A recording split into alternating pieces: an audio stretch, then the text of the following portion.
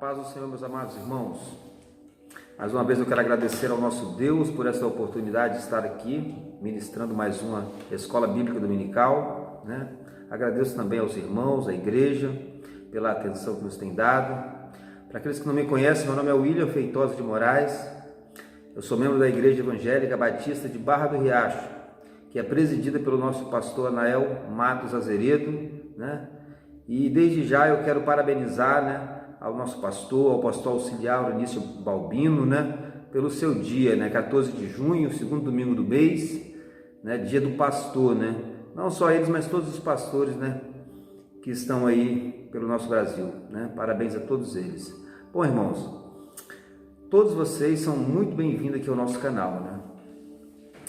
Se você ainda não conhecia, né, fique à vontade, deixa aí o seu joinha, se você gostou, compartilha essa lição, deixe o seu comentário, né? E se não é inscrito, se inscreva, também é uma forma de você estar nos abençoando. A lição de hoje, ela fala sobre os atributos da unidade da fé. É a lição de número 11, irmãos. E ela vai focar em 3 virtudes, que são a mansidão, humildade e a longanimidade, né? Essas virtudes, elas são indispensáveis na vida de um cristão, irmãos. E o nosso texto áudio de hoje, ele está em Efésios 4:1, que diz o seguinte: rogo-vos, pois, eu, o preso do Senhor, que andeis como é digno da vocação com que fostes chamados. A nossa verdade prática diz assim: a unidade da igreja depende de que os crentes evidenciem no cotidiano a humildade, a mansidão e a longanimidade.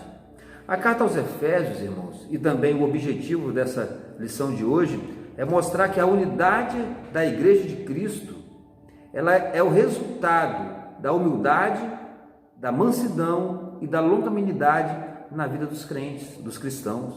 O apóstolo Paulo, ele ainda demonstra a necessidade dessa unidade entre os irmãos, né? A responsabilidade individual, a responsabilidade coletiva e também como nós devemos nos comportar, viver no corpo de Cristo, né? Dando um bom testemunho diante da sociedade e glorificando a Deus também com as nossas vidas.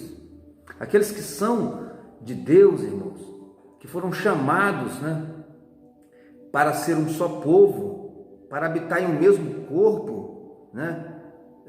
Para isso acontecer, na prática, é necessário que haja em nós, irmãos, 3 frutos, né, que são gerados pelo Espírito Santo, que são exatamente a humildade, a mansidão e a longanimidade. Esses frutos, além de serem produzidos pelo Espírito Santo em nossas vidas, eles também demonstram o caráter de Cristo em nós e através de nós. A nossa leitura bíblica em classe, irmãos, de hoje, está em 2 livros. Está no livro de Efésios, né, 4, capítulo 4, do versículo 1 ao versículo 4, e também na carta aos Colossenses, capítulo 1, do versículo 9 ao versículo 12. Se você puder dar um pause aí e fazer essa leitura, né, seria muito importante. Nós não iremos fazer a leitura até para ganhar um pouco de tempo. Amém? Bom, irmãos, tópico 1. Tópico 1 fala sobre: para haver unidade é preciso humildade. A palavra aqui é unidade. Irmãos, na oração sacerdotal, Jesus ele fala 3 vezes sobre esse tema unidade, né? Ele roga ao Pai para que eles sejam um e sejam perfeitos em unidade, né? A gente percebe que Jesus se preocupava com a unidade da igreja, né? Então nós também devemos nos preocupar, entender que estamos aqui para somar e não para dividir. Amém? O ponto 1 fala sobre o modo digno do viver cristão. Qual é a forma, irmão, o modo digno de um cristão viver, né? Bom, na lição anterior, Paulo ele fala de oração, de intercessão, né? Começa dizendo que eu me ponho de joelho, né, diante do Senhor Jesus, e ele começa a rogar pelos Efésios. Mas agora no capítulo 4 de Efésios, ele para de orar e começa a mostrar como o povo deve se comportar na prática, isso mesmo, né? Paulo sabia da importância da oração? Com certeza sabia, né? Mas ele também sabia, irmãos, a importância de praticarmos a palavra de Deus. Cristo, falando dos dois alicerces, ele diz o quê? Aquele que ouve e pratica está construindo a casa sobre a rocha, mas aquele que ouve a minha palavra e não pratica está construindo a casa sobre a areia. Ainda no capítulo 7 de Mateus, agora no versículo 21, ele diz que nem todos que dizem Senhor, Senhor, ou seja, aquele que diz Senhor, Senhor, não entrará no reino dos céus, mas aquele que faz a vontade do meu Pai, esse sim entrará. Então, irmãos, Jesus deixa muito claro que não basta dizer, tem que fazer, tem que viver, né? Tem uma frase que diz o seguinte: nós não somos aquilo que dizemos, nós somos aquilo que fazemos, amém? Ponto 2 fala sobre humildade. Bom, humildade, irmãos, a primeira coisa que nós devemos aprender sobre humildade é que a humildade não tem nada a ver com a ausência de bens, ou com a baixa formação acadêmica, ou com andar cabisbaixo, corcundo, né? Falar errado. Isso não é humildade, né? Humildade é, na verdade, um fruto do Espírito Santo, é uma virtude, né? E Cristo, ele é o nosso maior exemplo de humildade. Filipenses 2, 6 e 7 diz que, embora ele sendo Deus, ele não considerou que o ser igual a Deus, irmãos, era algo que ele se devia pegar, mas ele esvaziou-se de si mesmo, né? Vindo a ser servo, tornando-se semelhante aos homens, né? Então a gente conclui que ser humilde, irmãos, não é pensar menos de si, mas pensar menos em si, né? Antes de Cristo vir, né, a esse mundo, humildade era sinônimo de fraqueza, era algo desprezível, irrelevante, né? Para os pagãos era considerado uma atitude negativa, uma falta de amor próprio. Era assim que eles viam a humildade, né? Mas Cristo, ele veio nos mostrar que nós estávamos errados. Então ele nos coloca no caminho certo, e nós então passamos a compreendermos que pessoas que exercem a humildade são pessoas virtuosas, que exercem aquilo que Cristo também exerceu. Então, não sejam egoístas, né? Não tentem impressionar ninguém, mas sempre considerem as pessoas mais importantes do que você mesmo. Isso é humildade, isso é exercer a humildade, levando sempre em conta 1 Samuel 16:7, que diz o seguinte, que Deus, ele não vê como o homem vê, porque o homem, ele vê a aparência, mas Deus, irmãos, ele vê o coração. Então cuidado com as aparências, porque muitas das vezes elas enganam, amém? O ponto 3 fala sobre a verdadeira humildade. Diz bem assim: o que fica claro em Jesus e no ensino do apóstolo Paulo é que a pessoa humilde expressa a modéstia em oposição ao orgulho e à arrogância. Trata-se de uma postura que favorece o bem da coletividade no lugar do egoísmo. Assim, a verdadeira humildade coopera para a harmonia nos relacionamentos e promove a unidade no corpo de Cristo. Irmãos, essa verdadeira, humildade é um sentimento de gratidão, que é gerado em nós, a Deus, por nós sermos dependentes dele, E essa humildade, ela é produzida pelo Espírito Santo, ou seja, nenhum homem é capaz, irmão, sem o Espírito Santo, produzir humildade.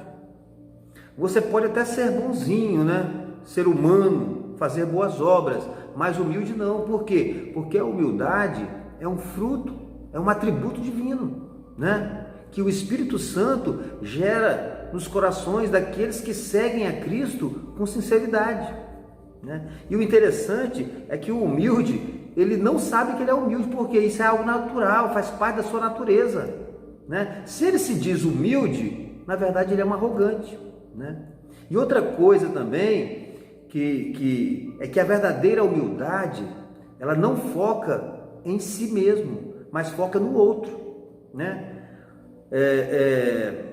É importante a gente entender, irmãos, esse conceito. A humildade ela não é individualista, né? Mas ela se preocupa com a participação coletiva, né? Em primeiro lugar, Cristo, em segundo lugar, o outro e eu em último, né? Cristo, irmãos, ele espera que nós, né, seus seguidores, não sejamos humildes somente diante dele, mas que sejamos humildes uns com os outros, né? Ajudando uns aos outros e não se colocando acima um do outro. João 17, no versículo 21 ao 23, diz o seguinte: para que todos sejam um, como tu, ó Pai, o és em mim e eu em ti, que também eles sejam um em nós, para que o mundo creia que tu me enviaste. E eu dei-lhes a glória que a mim me destes, para que sejam um, como nós somos um. Eu neles e tu em mim, para que eles sejam perfeitos em unidade, e para que o mundo conheça que tu me enviaste a mim, e que tens amado a eles, como me tens amado a mim. Irmãos, essa passagem faz parte da oração sacerdotal, né? É uma passagem muito conhecida, mas infelizmente, né, tão pouco vivida no meio cristão. Que o Espírito Santo, irmãos, ele possa estar nos iluminando e nos convencendo a viver de forma digna da nossa vocação, do nosso chamado. Amém? Tópico 2. O tópico 2 diz que para haver unidade é preciso mansidão.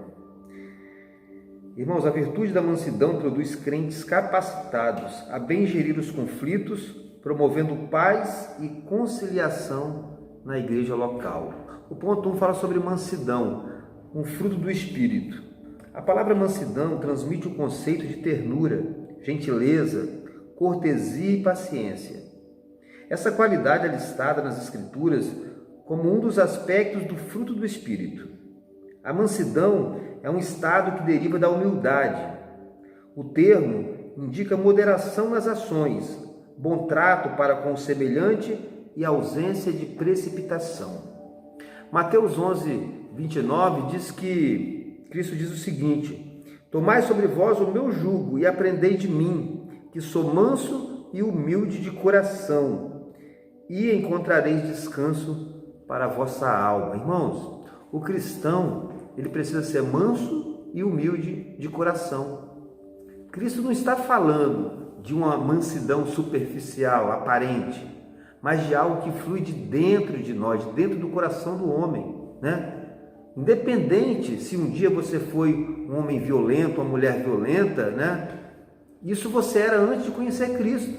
Mas quando você o conhece, então o Espírito Santo, irmãos, ele te capacita, né? Com esse fruto, a mansidão. E você passa então a ser uma pessoa pacífica, tolerante, mansa, né? Esse fruto, ele está diretamente, irmãos, atrelado ao fruto anterior que nós falamos, à humildade, né? Que está também, irmãos, ligado ao Espírito Santo de Deus. Amém? Irmãos, o ponto 2 fala sobre grandes exemplos de mansidão, Moisés e Jesus Cristo.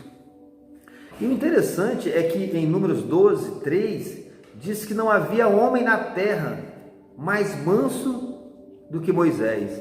Mas Moisés não matou o egípcio? A história não retrata isso? Não relata isso? Como pode, então, uma pessoa mansa matar alguém?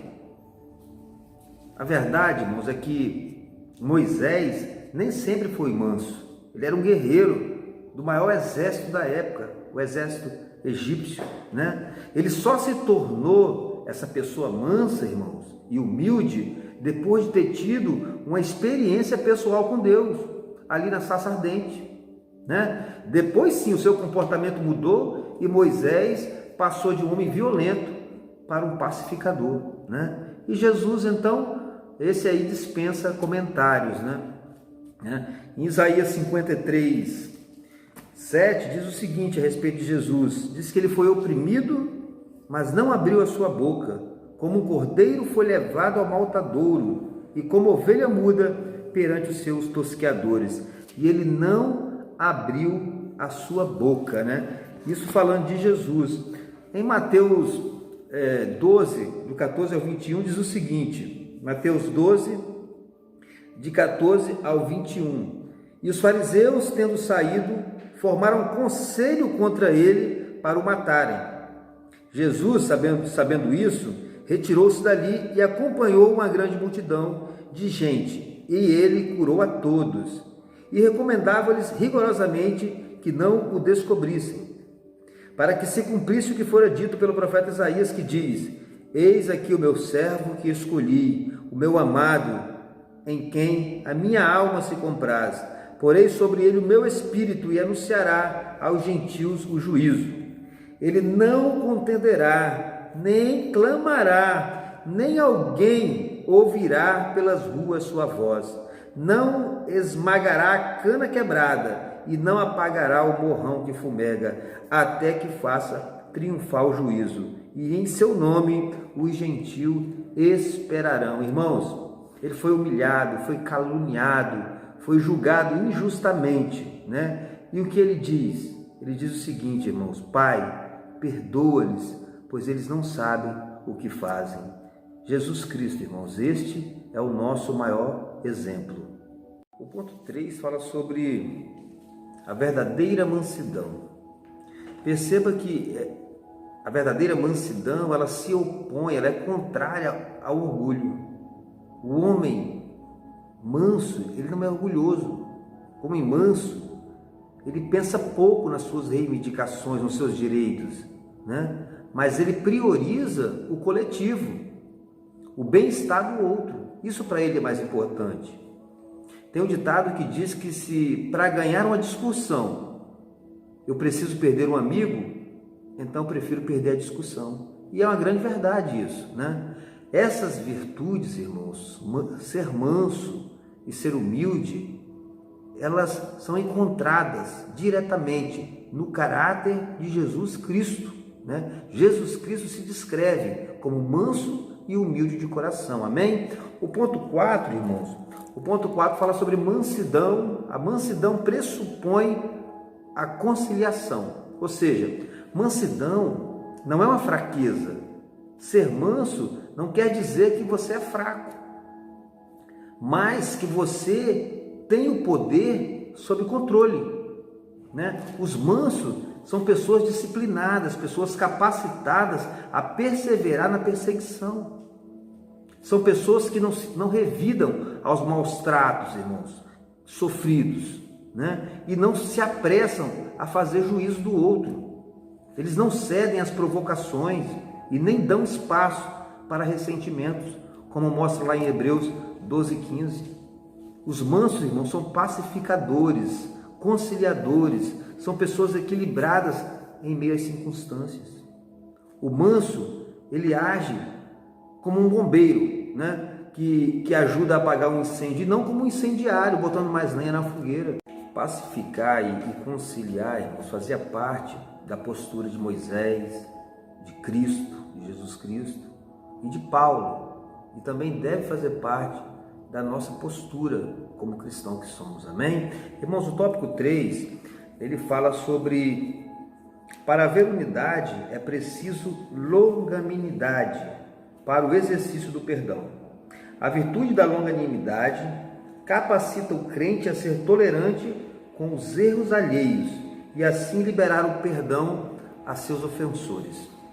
O ponto 1 fala sobre longanimidade, um fruto do Espírito. Irmãos, além de ser um fruto do Espírito, é uma virtude que nos capacita a suportar e tolerar com paciência as provocações do outro.